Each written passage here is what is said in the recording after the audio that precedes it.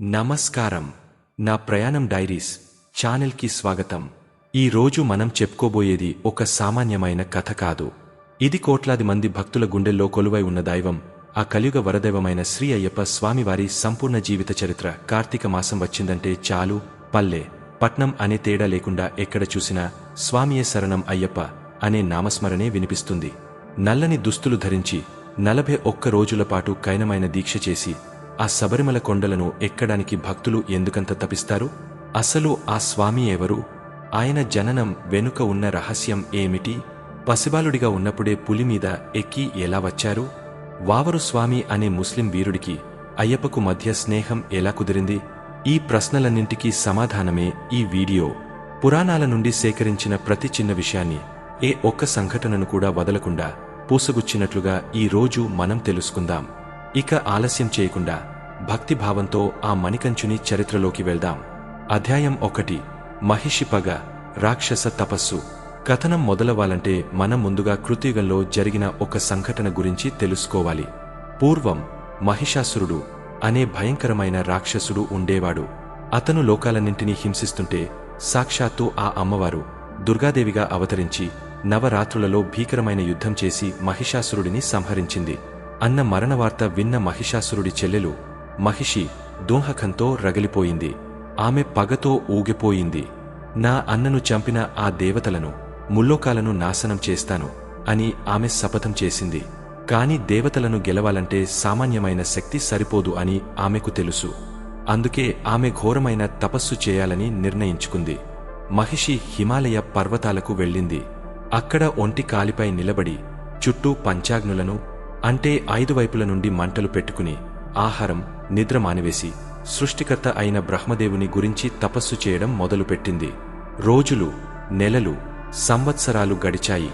ఆమె తపస్సు ఎంత తీవ్రంగా ఉందంటే ఆ తపోగ్ని ధాటికి ముల్లోకాలు వేడెక్కిపోయాయి, సముద్రాలు మరిగిపోయాయి. చివరకు ఆమె తపస్సుకు మెచ్చి బ్రహ్మదేవుడు ప్రత్యక్షమయ్యాడు. మహిషి, నీ తపస్సుకు మెచ్చాను. నీకు ఏం వరం కావాలో కోరుకో అని బ్రహ్మ అడిగాడు. అప్పుడు మహిషి ఒక విచిత్రమైన, తెలివైన కోరిక కోరింది. తన అన్నను చంపింది ఒక స్త్రీ, దుర్గాదేవి. కాబట్టి తనకు మరణం అంటూ వస్తే అది ఒక స్త్రీ గర్భం నుండి పుట్టిన వారి వల్ల రాకూడదు అనుకుంది.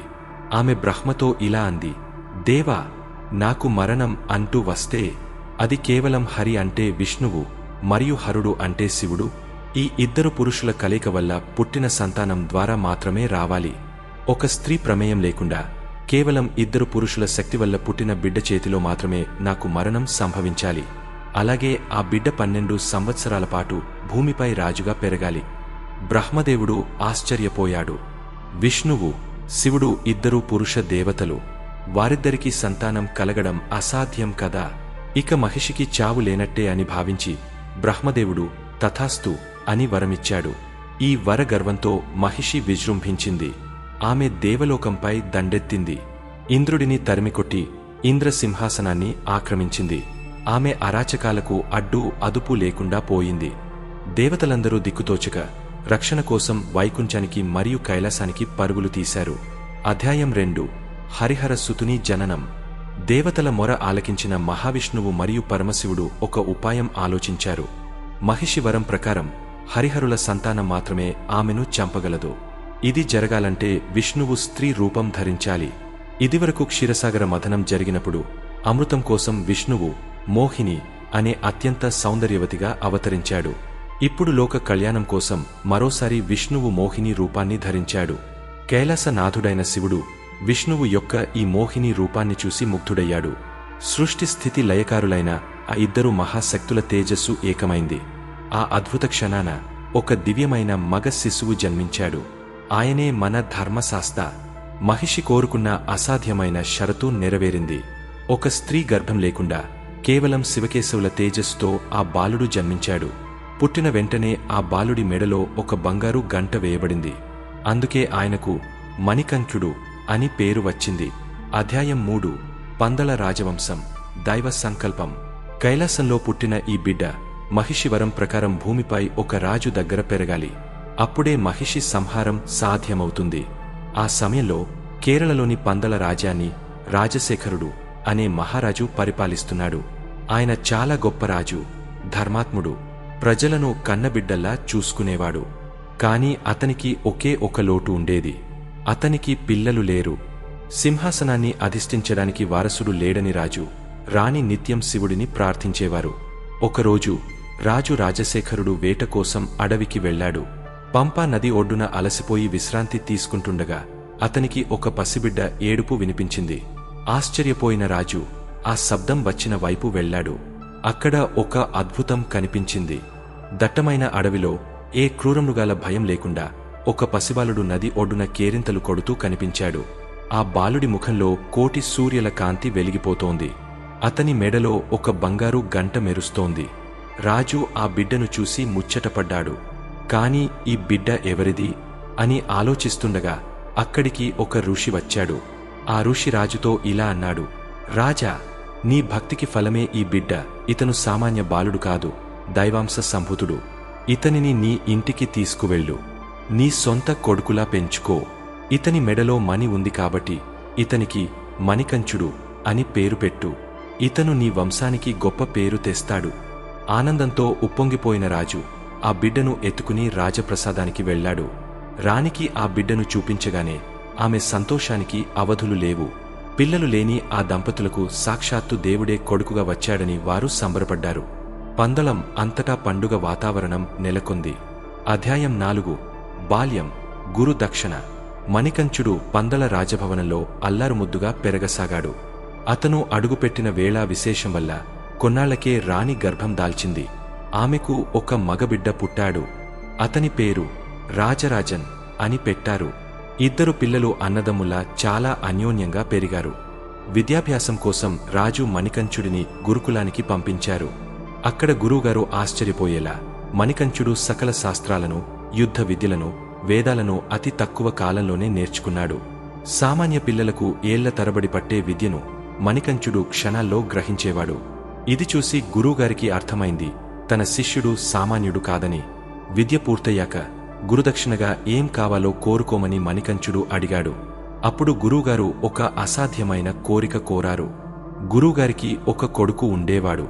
కాని పాపం, ఆ బిడ్డ పుట్టుకతోనే గుడ్డివాడు మరియు మూగవాడు. గురువుగారు కన్నీళ్లతో, నాయనా మణికంచ, నువ్వు దైవశక్తి ఉన్నవాడివి అని నాకు తెలుసు. నా కొడుకుకు చూపు, మాట ప్రసాదించు. అదే నాకు నువ్విచ్చే గురుదక్షిణ అని అడిగాడు. వెంటనే మణికంచుడు గురువుగారి కొడుకును దగ్గరకు తీసుకుని తన చేతితో తాకాడు. అంతే, ఆ క్షణమే ఆ బాలుడికి కళ్ళు కనిపించాయి, నోట మాటలు వచ్చాయి.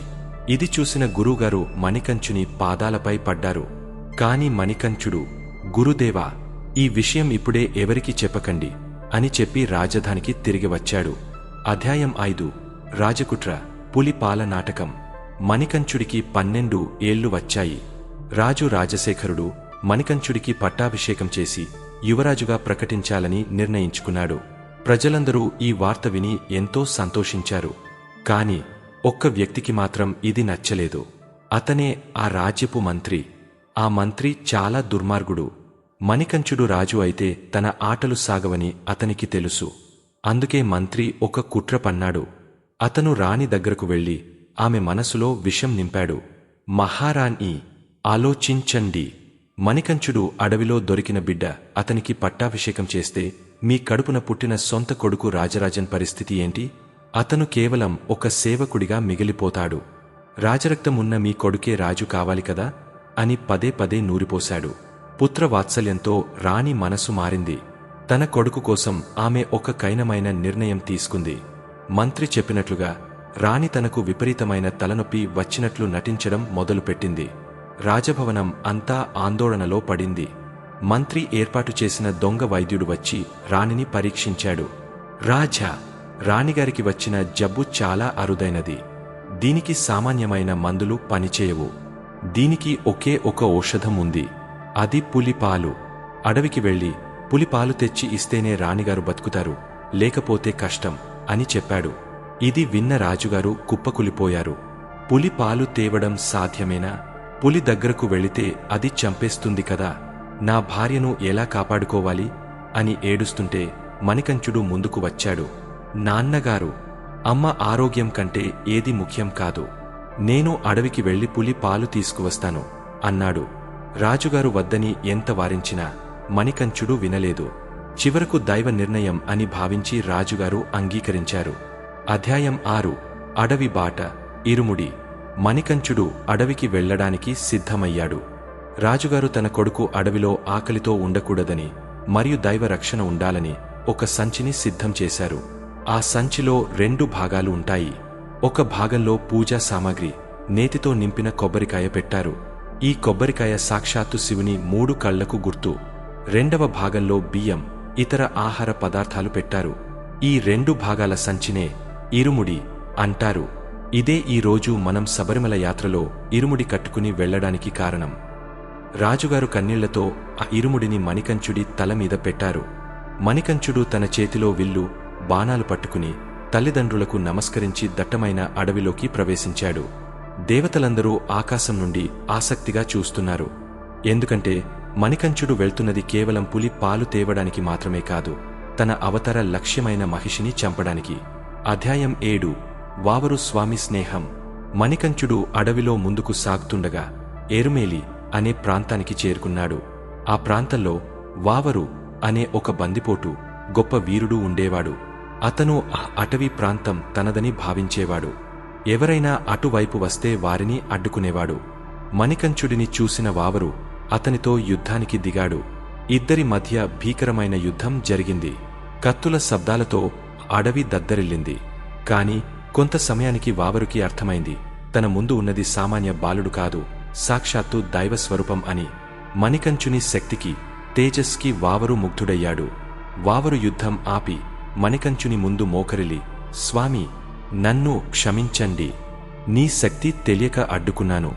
నేను నీకు దాసుడిని అవుతాను అన్నాడు. మణికంఠుడు చిరునవ్వుతో వావరుని దగ్గరకు తీసుకుని ఆలింగనం చేసుకున్నాడు. వావరు, నువ్వు నా శత్రువువి కాదు, నా ఆప్తమిత్రుడివి. ఇక నుండి నా భక్తులు ఎవరు నన్ను చూడటానికి వచ్చినా ముందు నిన్ను దర్శించుకున్నాకే నా దగ్గరకు రావాలి అని వరం ఇచ్చాడు. మత సామరస్యానికి ఇంతకంటే గొప్ప నిదర్శనం ఉంటుందా? అధ్యాయం 8 మహిషి వధ. వావరుని తన మిత్రుడిగా చేసుకున్న తర్వాత మణికంఠుడు అలుదా నది ఒడ్డుకు చేరుకున్నాడు. అక్కడ మహిషి అనే రాక్షసి తన వికృత రూపంతో, పెద్ద పెద్ద కొమ్ములతో భయంకరంగా అరుస్తూ మణికంఠుడిని అడ్డుకుంది. ఓరి బాలుడా, నా సామ్రాజ్యంలోకి అడుగు పెడతావా? ఈ రోజుతో నీ ఆయుష్షు తీరింది అని మహిషి గర్జించింది.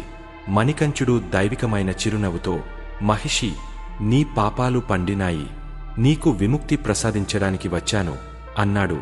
అక్కడ మహాభీకర యుద్ధం జరిగింది. మహిషి పెద్ద బండరాళ్లను విసిరింది.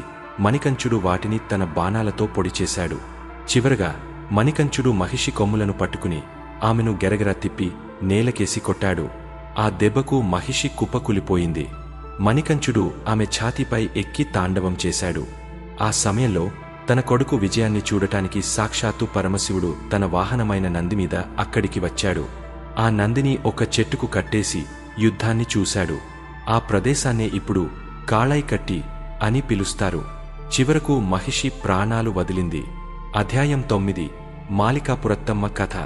మహిషి చనిపోగానే ఆమె శరీరం నుండి ఒక అద్భుతమైన సంఘటన జరిగింది. మహిషికి ఉన్న శాపం తొలగిపోయి ఆమె శరీరం నుండి లీల అనే ఒక అందమైన స్త్రీ బయటకు వచ్చింది. మణికంఠుని పాదాల స్పర్శతో ఆమెకు శాప విముక్తి కలిగింది. ఆమె మణికంఠుని చూసి, స్వామి, నా శాపాన్ని పోగొట్టారు. మిమ్మల్ని చూసిన క్షణమే నేను నా మనసు పారేసుకున్నాను. దయచేసి నన్ను వివాహం చేసుకోండి అని ప్రాధేయపడింది. కాని మణికంఠుడు, అమ్మా, నేను ఈ అవతారంలో నిత్య బ్రహ్మచారిని, యోగ నిష్టలో ఉండాల్సిన వాడిని, కాబట్టి నిన్ను పెళ్లి చేసుకోలేను అని సున్నితంగా తిరస్కరించాడు. ఆమె బాధపడటం చూసి మణికంఠుడు ఇలా అన్నాడు, నువ్వు మాలికాపురత్తమ్మ అనే పేరుతో నా ఆలయం పక్కనే కొలువై ఉండు. ఏ సంవత్సరమైతే నా దర్శనం కోసం ఒక్క కన్నిస్వామి, మొదటిసారి మాల వేసుకున్న భక్తుడు కూడా రాడో ఆ రోజు నేను నిన్ను వివాహం చేసుకుంటాను అని మాట ఇచ్చాడు. అందుకే శబరిమలలో అయ్యప్ప గుడి పక్కనే మాలికాపురత్తమ్మ గుడి ఉంటుంది. ఆమె ఇప్పటికీ ఆ ఒక్కరోజు కోసం ఎదురు చూస్తూనే ఉంది. అధ్యాయం 10 పులివాహనుడు పందలం ప్రవేశం. మహిషి వధ పూర్తయింది. మణికంఠుని అవతార లక్ష్యం నెరవేరింది. ఇప్పుడు అతను తన తల్లికి ఇచ్చిన మాట నెరవేర్చాలి. అదే పులి పాలు తేవడం. దేవేంద్రుడు స్వయంగా ఒక పెద్ద పులి రూపంలో మారాడు. ఇతర దేవతలు ఆడ పులులుగా మారారు. మణికంఠుడు ఆ ఇంద్రుడనే పులిమీద ఎక్కి మిగిలిన పులుల సమూహంతో కలిసి పందల రాజ్యానికి బయలుదేరాడు.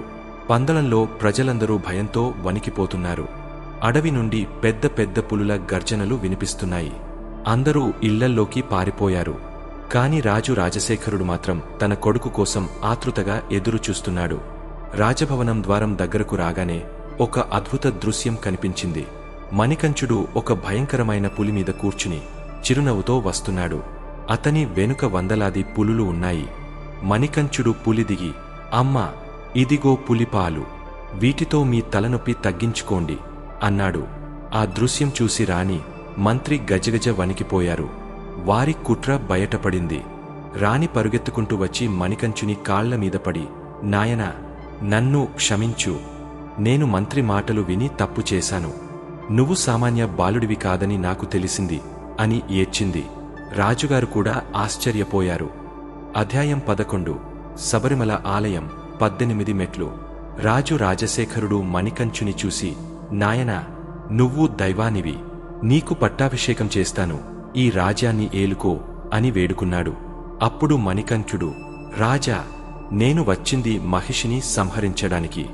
ఆ పని పూర్తయింది. నేను ఇక ఈ రాజభోగాలలో ఉండలేను. నేను అడవికి వెళ్లి తపస్సు చేసుకోవాలి అని చెప్పాడు. రాజు దోహకంతో, స్వామీ, మరి మేము మిమ్మల్ని మళ్ళీ ఎప్పుడు చూడగలం?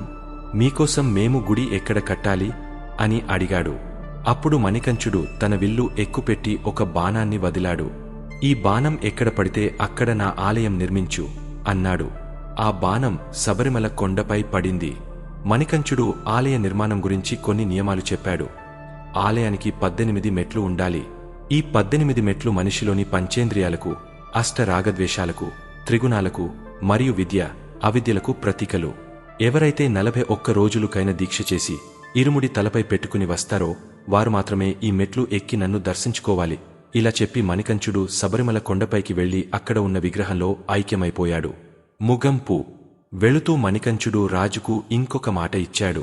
ప్రతి సంవత్సరం మకర సంక్రాంతి రోజున నేను కాంతమల కొండపై జ్యోతి రూపంలో దర్శనమిస్తాను. ఆ మాట ప్రకారమే ఇప్పటికీ ప్రతి సంవత్సరం జనవరి 14న సంక్రాంతి రోజు సాయంత్రం శబరిమల ఎదురుగా ఉన్న కొండల్లో 3 సార్లు ఒక దివ్య జ్యోతి కనిపిస్తుంది. ఆ జ్యోతిని చూసి లక్షలాది మంది భక్తులు స్వామియే శరణం అయ్యప్ప అని పులకించిపోతారు. కులం, మతం, పేద, ధనిక అనే తేడా లేకుండా అందరూ ఒక్కటే అని చాటి చెప్పేదే అయ్యప్ప తత్వం. మనలోని అహంకారాన్ని వదిలేసి భక్తి అనే ఇరుముడిని మోస్తూ ఆ 18 మెట్లు ఎక్కితేనే మనకు మోక్షం లభిస్తుంది. ఇదండి హరిహర పుత్రుడైన అయ్యప్ప స్వామివారి సంపూర్ణ చరిత్ర. మీకు ఈ వీడియో నచ్చినట్లయితే లైక్ చేయండి, షేర్ చేయండి. మరిన్ని ఆసక్తికరమైన వీడియోల కోసం నా ప్రయాణం డైరీస్ ఛానల్ని సబ్స్క్రైబ్ చేసుకోండి. స్వామియే శరణం అయ్యప్ప.